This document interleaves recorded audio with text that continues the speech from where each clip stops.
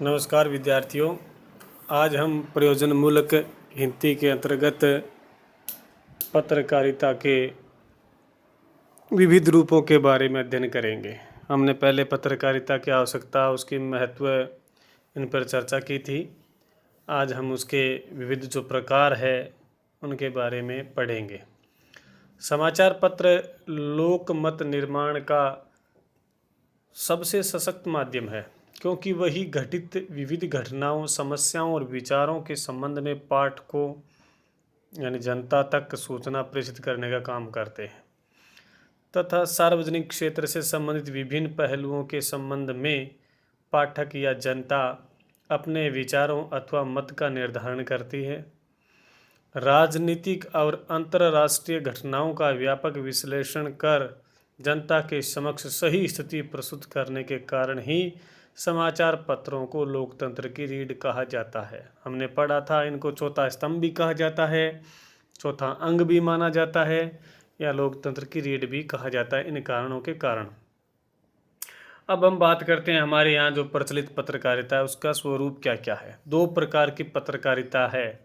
मुद्रित माध्यम, जिसको हम प्रिंट मीडिया कहते हैं, इलेक्ट्रॉनिक माध्यमी, जिसको हम इलेक्ट्रॉनिक मीडिया कहते हैं। प्रिंट मीडिया में समाचार पत्र और पत्र पत्रिकाएं आती है। जैसे हमारे यहाँ पर बहुत सारे समाचार पत्र हमें देखने को पढ़ने को मिलते हैं, बहुत सारी पत्र पत्रिकाएं आती है, वो सारी की सारी मुद्रित माध्यम में प्रिंट मीडिया में आती है। इलेक्ट्रॉनिक सामग्री में रेडियो है, टेलीविज़न है और निजी चैनल है, केबल चैनल है, वो इलेक्ट्रॉनिक मीडिया में आते हैं। अब हम बात करेंगे सबसे पहले बिंदु मुद्रित पत्रकारिता की।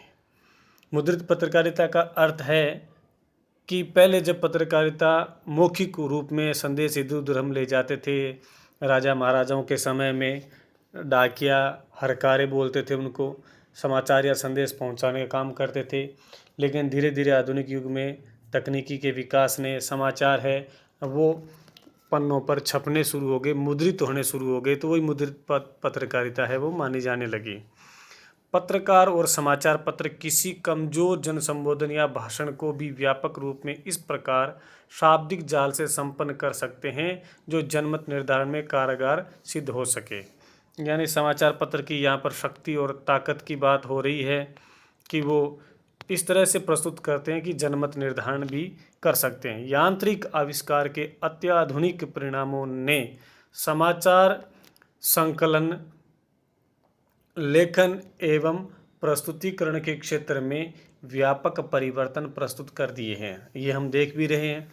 मुद्रण और समाचार संप्रेषण की यांत्रिक विधियों ने अब शब्द का मुद्रित रूप प्रचलित किया है। ये मुद्रित पत्रकारिता है। मुद्रित पत्रकारिता या प्रिंट मीडिया को निम्नलिखित रूपों में विभक्त किया जा सकता है। इस प्रकार से हमें यहाँ पर हमारी जो मुद्रित पत्रकारिता है उसके रूप हमें देखने को मिलते हैं।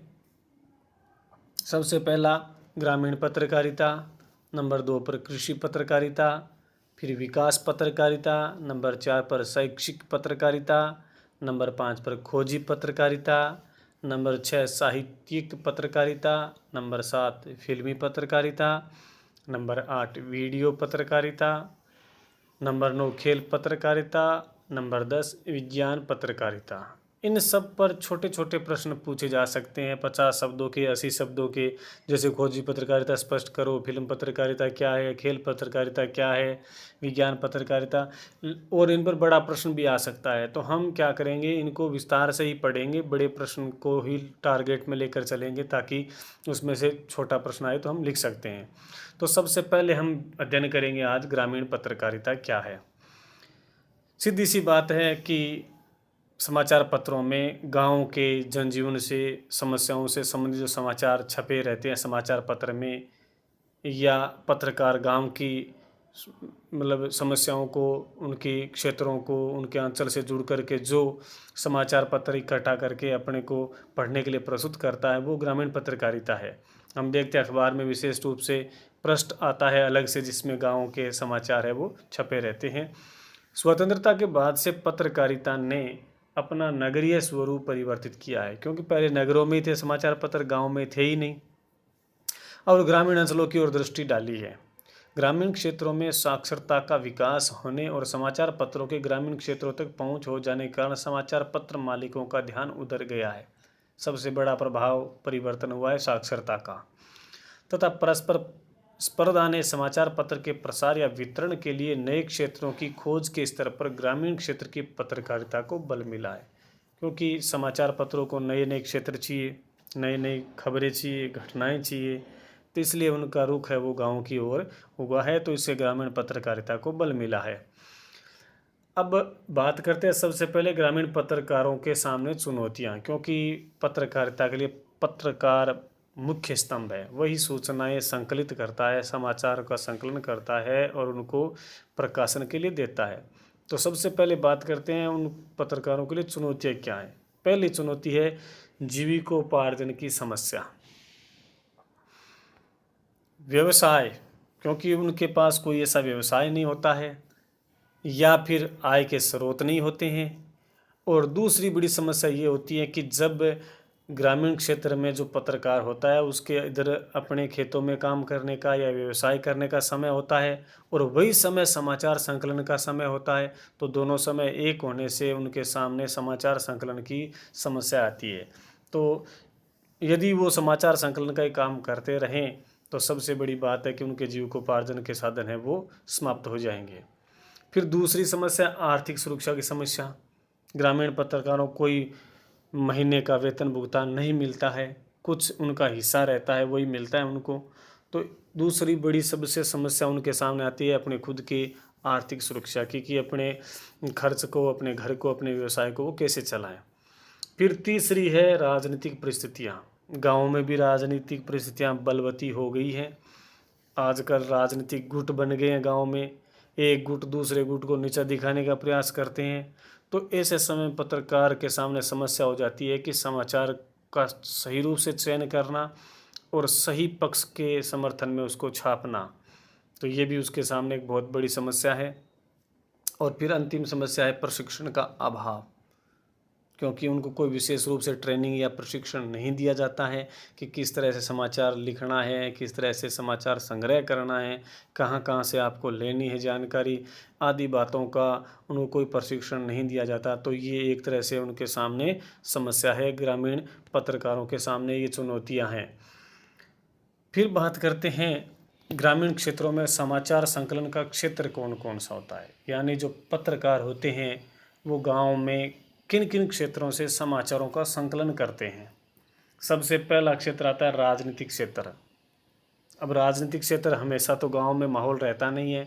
जब पंच सरपंच के चुनाव आदि होते हैं या कोई रैली वगैरह या कोई सभा समारोह होता है तो वहाँ से वो अपने समाचारों का संकलन करता है। उसके पास सबसे बड़ा मुद्दा है, बड़ी मजबूत रीढ़ है उसकी, वो है सामाजिक क्षेत्र, और अपना ग्रामीण क्षेत्र है उसे संबंधित भी है। भारत के गांव में जितनी विविधता है शायद उतनी किसी अन्य देशों में नहीं है, क्योंकि अनेक धर्मों, जातियों, उपजातियों, भिन्न भिन्न रीति रिवाजों, परंपराओं, रूढ़ियों, कुरीतियों, सामाजिक एवं आर्थिक विषमताओं के ढेरों समाचार ग्रामीण पत्रकार की उपलब्ध सामग्री होते हैं। इन सब में से समाचार संग्रह वो करता है। हम आए दिन पढ़ते ही हैं धर्म, जाति, रीति रिवाज, कुरीतियाँ, परंपराएं, आडंबर, इनके बारे में। इसके साथ साथ विभिन्न उत्सवों में बिना धर्म वर्ग भेद के सामूहिक आयोजन भी समाचार का साधन बनते हैं। तो ये सामग्री है जहाँ से वो सामाजिक क्षेत्र से ग्रामीण पत्रकार है वो अपनी पत्रकारिता के लिए समाचार जुटा सकता है। फिर अगला क्षेत्र आता है अपराध या दुर्घटनाग्रस्त क्षेत्र।